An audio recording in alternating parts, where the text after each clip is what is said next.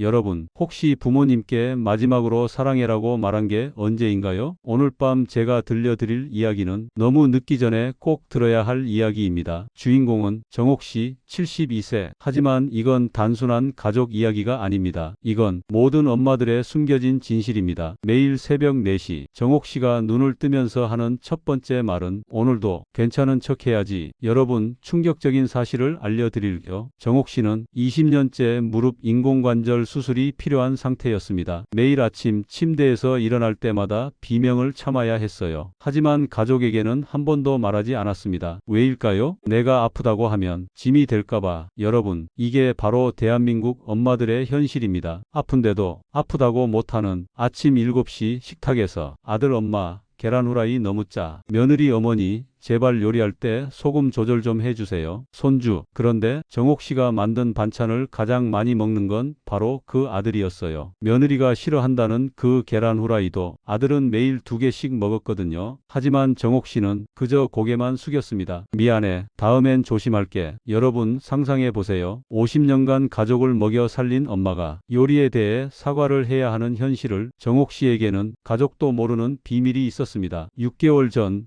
병원에서 받은 진단서. 유방암 2기, 즉시 수술 필요. 하지만 누구에게도 말하지 않았어요. 왜일까요? 지금 아들이 승진 준비 중이고 손주가 대입 준비 중인데 내가 암 걸렸다고 하면 분위기만 안 좋아질까봐. 그래서 혼자 병원을 다녔습니다. 수술도 항암 치료도 모두 혼자서. 머리가 빠져서 가발을 써야 할 때도 나이 들어서 머리가 많이 빠진다고 둘러댔어요. 가족들은 눈치채지도 못했습니다. 어느 날 저녁 정옥 씨가 특별한 음식을 해놓았어요. 갈비찜, 잡채, 전복죽, 생선구이. 아들이 놀라며 물었습니다. 엄마, 오늘 무슨 날이야? 왜 이렇게 많이 해놨어? 정옥 씨는 웃으며 대답했어요. 그냥 너희가 좋아하는 음식 다 해주고 싶어서. 그런데 여러분, 그날이 바로 정옥 씨가 항암 치료를 포기한 날이었습니다. 의사가 말했거든요. 더 이상 치료해도 6개월이 한계입니다. 그래서 정옥 씨는 결심했어요. 남은 시간 동안 내 방식대로 사랑해보자. 그런데 놀라운 일이 벌어졌습니다. 며느리가 정옥 씨 방에서 통장을 발견한 거예요. 잔고 300만 원. 어머니, 이 돈 어디서 났어요?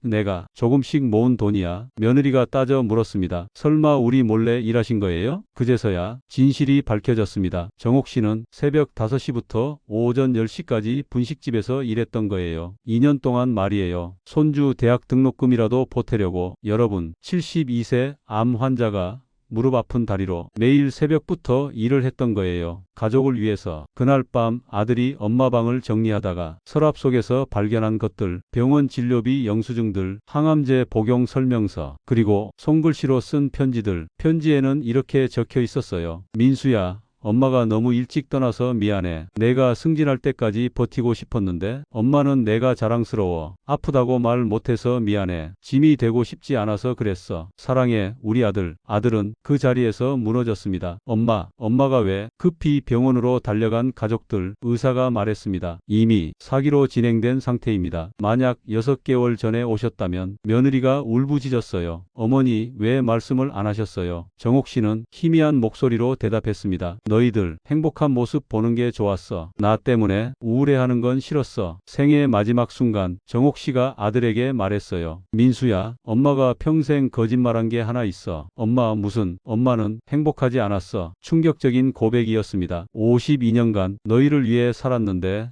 정작 나라는 사람은 없어진 것 같았어. 하지만 너희가 행복하면 그것만으로도 충분하다고 생각했어. 그런데 마지막에 와서야 깨달았어. 내가 행복해야 진짜 너희도 행복한 거더라. 정옥 씨의 마지막 소원은 바다를 보는 것이었습니다. 평생 가족만 보고 살았는데 죽기 전에 바다 한 번만 보고 싶어. 가족들은 휠체어에 정옥 씨를 태우고 동해로 향했습니다. 바다를 본 정옥 씨가 말했어요. 이렇게 넓은 세상이 있었구나. 나도 더 넓은 세상에서 살 수 있었는데. 그리고 며칠 후 조용히 눈을 감았습니다. 장례식장에서 가족들이 발견한 마지막 편지. 내 사랑하는 가족들에게 평생 너희만 바라보고 살았던 게 후회되지는 않아. 하지만 한 가지만 부탁할게. 제발 서로에게 사랑한다고 말해. 제발 미안하다고 말하는 것보다 고맙다고 말하는 횟수를 늘려. 그리고 너희도 너희 자신을 위해서 살아. 나처럼 자기 자신을 잃지 말고 사랑해. 진짜 사랑해. 마이너스 평생 너희 엄마였던 정옥. 여러분, 혹시 오늘 부모님께 안부 전화 드렸나요? 혹시 고맙다는 말 언제 마지막으로 하셨나요? 정옥 씨의 아들은 지금도 후회합니다. 엄마가 아프다고 말할 수 있는 분위기를 만들어 줬어야 했는데, 엄마도 행복할 권리가 있었는데, 지금 이 순간에도 어디선가 정옥 씨 같은 엄마가 계실 거예요. 아픈데도 아프다고 못하는 엄마, 힘든데도 힘들다고 못하는 엄마, 외로운데도 외롭다고 못하는 엄마. 제발 물어보세요. 엄마 괜찮으세요?